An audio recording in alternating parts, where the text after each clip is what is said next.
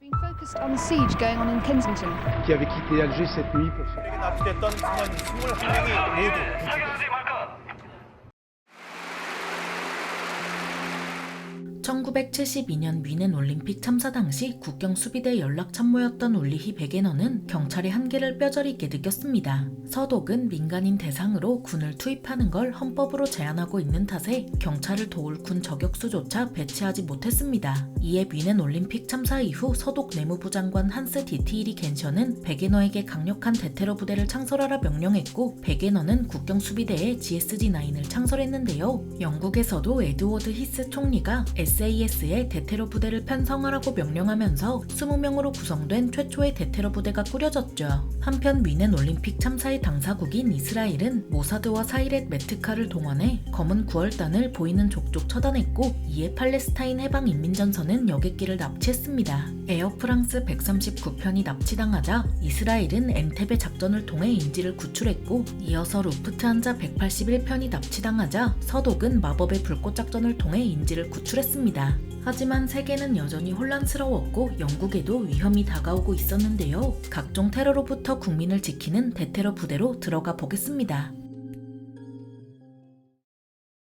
1953년 이란 군주 모하마디 리자 팔레비는 미국과 영국의 지원으로 쿠데타를 일으켜 모하마드 모사데크 총리를 축출하고 군주대를 공고히 했습니다. 이후 팔레비는 미국과 긴밀한 관계를 맺어 권력을 공고히 했고, 미국의 지원에 크게 의존하면서 소련의 영향력에서 벗어났는데요. 팔레비는 1963년부터 이란을 현대화하고자 백색 혁명으로 알려진 개혁을 시행했죠. 하지만 아야톨라 루홀라 호메이니는 백색 혁명에 반대했고, 두 번 체포된 후에도 뜻을 접지 않아 결국 1964년에 이란에서 추방당합니다. 팔레비와 호메이니 사이의 이념 대립은 계속됐고, 그 결과 1977년 10월에 반정부 시위가 일어나더니 세속주의, 이슬람주의를 바탕으로 하는 저항운동으로 뻗어나갔습니다. 그러던 1978년 8월 이슬람 극단주의자 4인조가 이란 아바단에 있는 영화관 시네마렉스에 방화를 저질러 377명에서 470명이나 목숨을 잃었는데요. 시네마렉스 화재로 이란 전역에서 파업과 시위가 벌어져 이란 전역이 마비되고 말았죠. 사태가 심각해지자 팔레비는 1979년 1월 16일 이란에서 떠나 프랑스로 망명했고, 1979년 2월 1일 섭정위원회의 초청에 따라 호메이니가 이란으로 돌아왔습니다. 그렇게 1979년 2월 11일 이란의 군주제는 무너졌고, 호메이니 정권이 팔레비 충성파를 축출하면서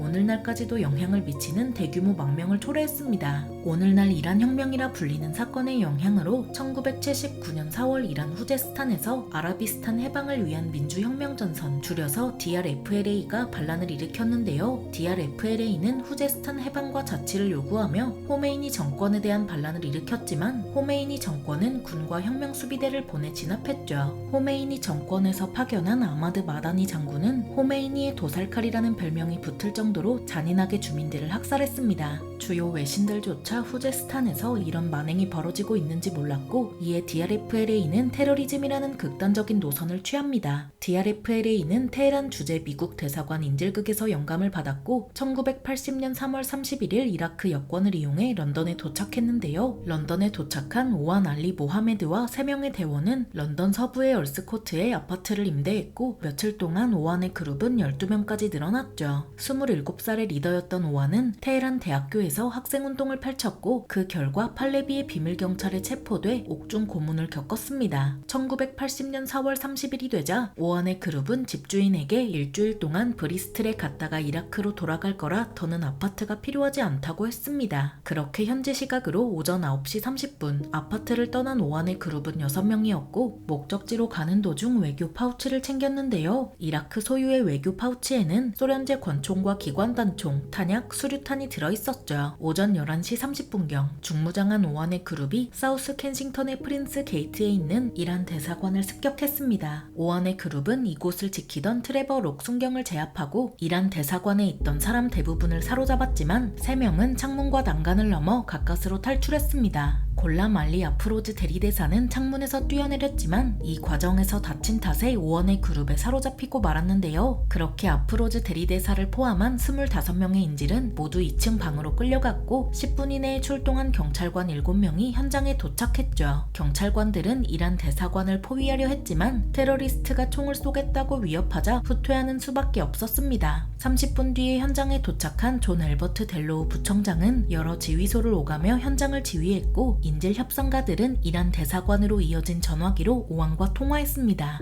오후 15시 15분 오완은 투옥된 아랍인 91명을 석방하라 요구했고 다음날 정오까지 요구사항을 지키지 않으면 이란 대사관을 폭파하겠다고 위협했는데요. 현장에는 언론인과 수십 명의 이란인이 몰려와 있었고 경찰은 이들을 통제하기 위해 별도의 지휘소를 설치했죠. 정부는 비상위원회 코브라를 소집했지만 마거릿 대처 총리가 참석할 수 없어서 윌리엄 화이트로 내무장관이 주관했습니다. 화이트로는 이란 정부와 협조하고자 했지만 이란 정부는 미국 대사관 인질극에 대한 보복으로 영미 정부가 이 사태를 지원했다며 비협조적으로 굴었습니다. 화이트로는 하는 수 없이 이란 대사관에 영국법을 적용하기로 정했고 16시 30분 오완은 인질이었던 프리다 모자파리안을 풀어줬는데요. 모자파리안은 인질극이 시작할 때부터 몸 상태가 나빴고 그녀의 몸 상태가 나빠지자 결국 오완은 모자파리안을 풀어준 거였죠. 코브라 회의는 다음날까지 계속됐고 그 사이 해리퍼드 근처 SAS 본부에서 두 팀을 파견했습니다. 이들은 마법의 불꽃 작전으로 도입한 MP5 기관단 총과 브라우닝 하이파워 권총, 최루탄, 섬광탄, 폭약을 장비했고 지휘관 마이클 로즈 중령은 델로우 부청장에게 자신을 소개했습니다. 현지 시각으로 새벽 3시 30분경 SAS 한 팀이 대사관 옆 건물로 이동해 로즈 중령의 브리핑을 받았는데요. 5월 1일 아침이 되자 오완은 인질 중 한 명에게 BBC에 전화하라고 명령해 BBC 기자와 직접 통화했죠. 오완은 이란인이 아닌 인질들은 피해를 보지 않을 거라 했지만 기자가 인질들과 대화하는 건 거절했습니다. 정오가 다가오자 경찰은 오완의 그룹이 이란 대사관을 폭파할 수 없다는 걸 확신하고 오완에게 연락했는데요. 오완은 BBC가 성명을 방송하고 오완의 그룹이 무사히 출국할 수 있도록 아랍 3개국 대사가 협상해달라는 새로운 요구사항을 제시했죠. 현지 시각으로 20시경 오완은 에티오피아 대사관에서 들려오는 소음에 동요해 확인차 록순경을 보냈습니다. 록순경은 소음을 쥐소리로 착각했지만 사실은 도청장치를 씹는 소리였고 코브라는 도청장치를 씹는 걸 들키지 않기 위해 공사소음, 여객기 소음을 발생시키도록 지시했습니다. 5월 2일 현지 시각으로 오전 9시 30분이 되자 오완은 이란 대사관 1층에 나타나 BBC 관계자와 대화를 요구했는데요. 경찰이 BBC 관계자를 데려오자 오완은 성명을 읊었지만 정작 아랍 국가들은 오완과 대화할 의향이 없었죠. BBC는 그날 저녁 성명을 방송했지만 오완이 보기에 만족스럽지 못했고 그 사이 경찰과 SAS는 이란 대사관 구조를 살피며 인질 구출 계획을 세웠습니다. 5월 3일 오전 6시 오완은 인질 협상가에 연락해 BBC 관계자를 다시 데려오지 않으면 인질을 죽일 거라 위협했습니다. 10시간 만에 도착한 BBC 관계자는 오완이 보낸 인질을 통해 성명을 전달받았고 경찰은 인질 2명을 풀어주는 대가로 이 성명을 BBC 뉴스에서 방송해주겠다고 했죠. 그렇게 인질 2명이 풀려나고 23시경 SAS팀이 이란 대사관 옥상을 정찰하면서 채광창 잠금을 해체하고 굴뚝에 줄을 걸었습니다. 5월 4일이 되자 영국 외무부는 아랍 대사들이 이란 대사관에 가서 오완의 그룹과 대화하도록 설득하기 위해 회담했고 그 사이 경찰과 SAS는 인질 구출 계획을 다듬었습니다. 하지만 5월 5일 현지 시각으로 13시경 인내심이 바닥난 오완은 아랍 대사와 대화할 수 없다면 인질을 죽이겠다고 위협하더니 13시 45분 세 발의 총성이 울려 퍼지는데요. 화이트로는 총격이 보고된 지 19분 만에 SAS 계획에 대한 브리핑을 받더니 SAS의 인질 구출 작전을 준비하라고 지시했죠. 인질이었던 아바스 라바사니의 시신이 정문 밖에 버려지자 현지 시각으로 19시 7분에 로즈 중령은 델로우 부청장으로부터 작전 통제권을 위임받았습니다. 인질 협상가들이 오완을 진정시키는 사이 현장에 있던 SAS 두 팀은 현지 시각으로 19시